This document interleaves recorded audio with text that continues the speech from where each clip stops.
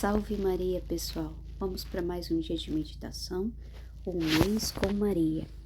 Hoje o 18º dia e vamos meditar erros e desvios.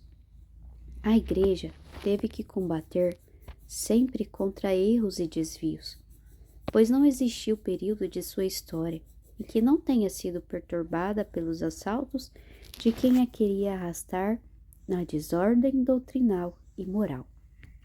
Satanás, o grande inimigo, é o hábil manobrador de uma rede de armadilhas que tende a difundir a verdade, trazendo confusão e trevas. Jesus disse expressadamente ao seu vigário, São Pedro: Simão, Simão, Satanás pediu que lhe fosse entregue para vos peneirar como o milho. E Satanás fez o seu pérfido ingresso de 1 ano na igreja e no mundo, provocando erros e desvios, contradizendo para trazer bagunça e confusão. De fato, até hoje, nos encontramos em um clima de ar quente pelos novos erros e desvios que estão dilacerando a humanidade e fazendo gemer a igreja. Nossa Senhora o predisse em Fátima, quando exortou com insistência a acolher sua mensagem de oração e penitência. Senão, o comunismo teria difundido seus erros no mundo. A humanidade é dilacerada pelo comunismo e pela maçonaria, que fazem avançar terrivelmente o materialismo ateu e laicismo desacralizador de todo o valor religioso. A igreja geme sob o enfurecer de temporais devastadores, seja na doutrina moral formativa. Os tufões das cristologias, como disse Paulo VI, abateu-se junto àqueles das antropologias, dos pluralismos, dos ecumenismos, das propostas para uma nova moral, das diversas teologias variamente denominadas, de morte de Deus, da esperança da libertação, neopositivista, antirreligiosa, escatológica, política.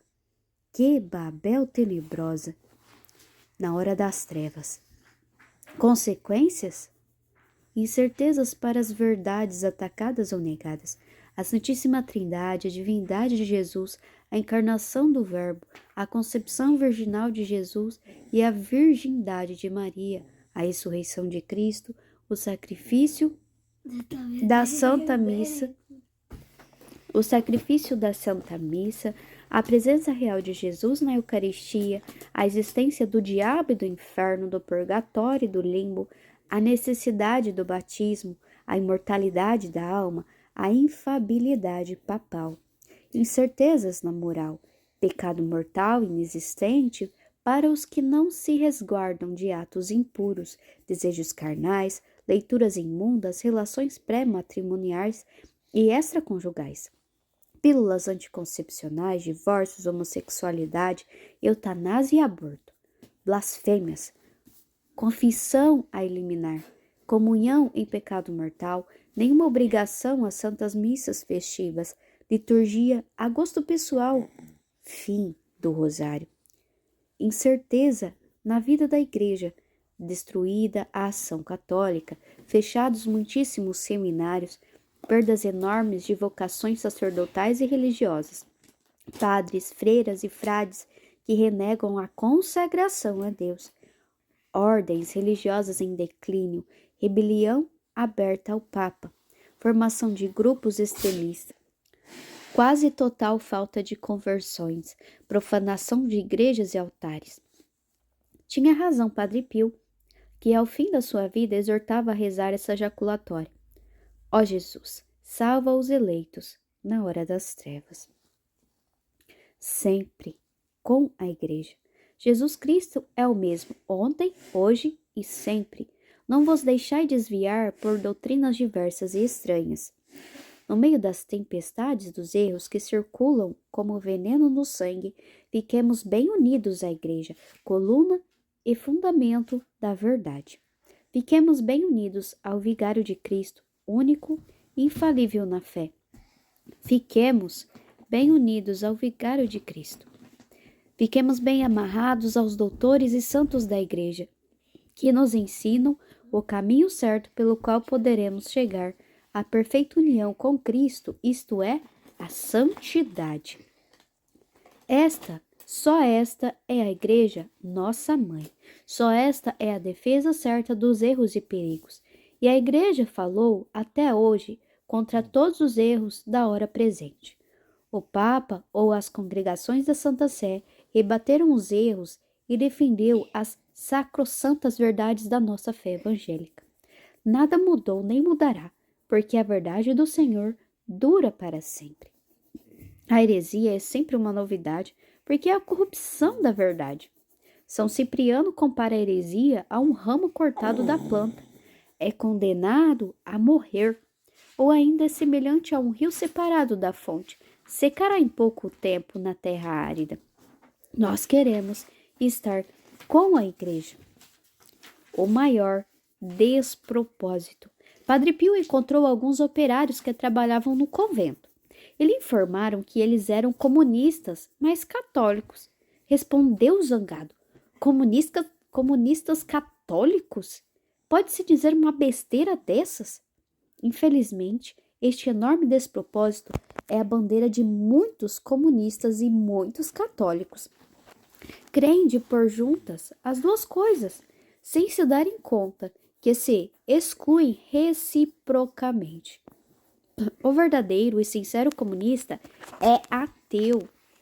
Deve ser e não pode não sê-lo, pois o contrário seria desonestidade e traição ao comunismo.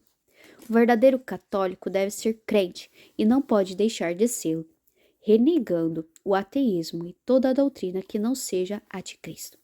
Evidentemente, estes irmãos, que nem se dão conta de serem verdadeiros traidores, têm um espírito cego. Quanto é triste isso, se pensa as riquezas infinitas de verdades e de amor que o Evangelho nos oferece para todos os nossos problemas. Que necessidade poderá ter um católico de recorrer a quem crê cegamente só em uma miserável coisa, a matéria? Vencedora das heresias.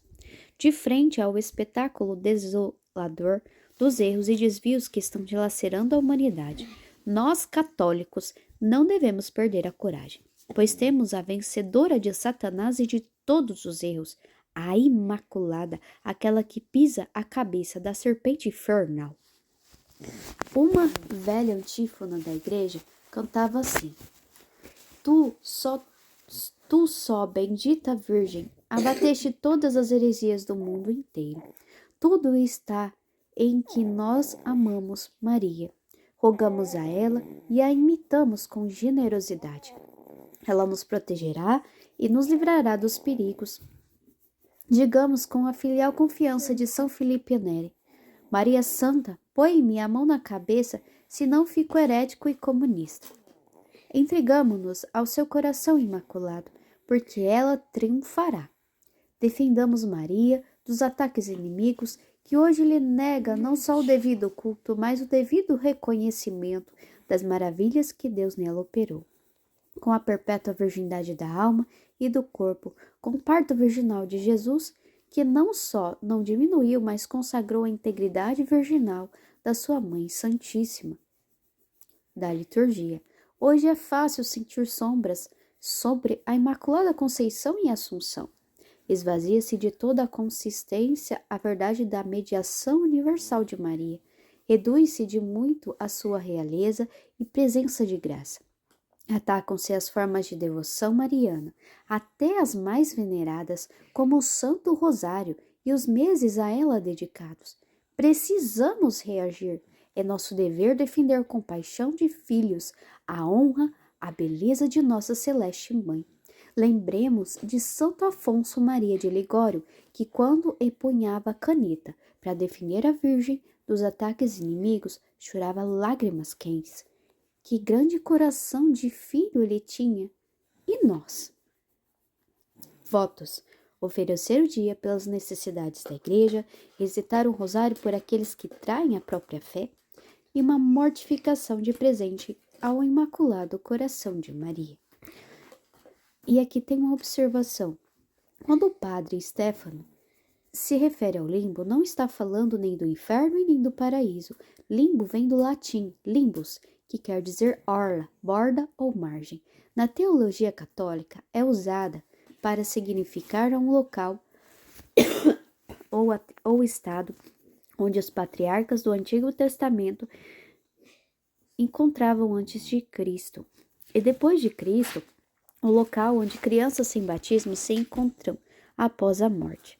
O limbo infantil, o limbus puerorum, ao contrário do limbo dos patriarcas, não é uma doutrina, é uma mera hipótese teológica. A teoria tradicional do limbo infantil ensina que as crianças que morrem sem o batismo vivem neste lugar, ou seja, na borda do céu, mas privadas da visão beatífica de Deus, já que sem o batismo não podem entrar no céu e também não podem ir para o inferno, já que não têm pecados pessoais. Quem primeiro teorizou isso foi Santo Agostinho de Hipona, e na Idade Média os teólogos, tentando explicar como se daria a salvação das crianças que morrem sem batismo, adotaram a teoria agostiniana. Portanto, esta permanece uma hipótese teológica possível, mas nunca entrou nas definições dogmáticas do magistério, mesmo que o próprio magistério a mencionasse no seu ensinamento até o Concílio Vaticano II. Essa foi a meditação de hoje. Fique em paz, Deus abençoe, salve Maria, até a próxima.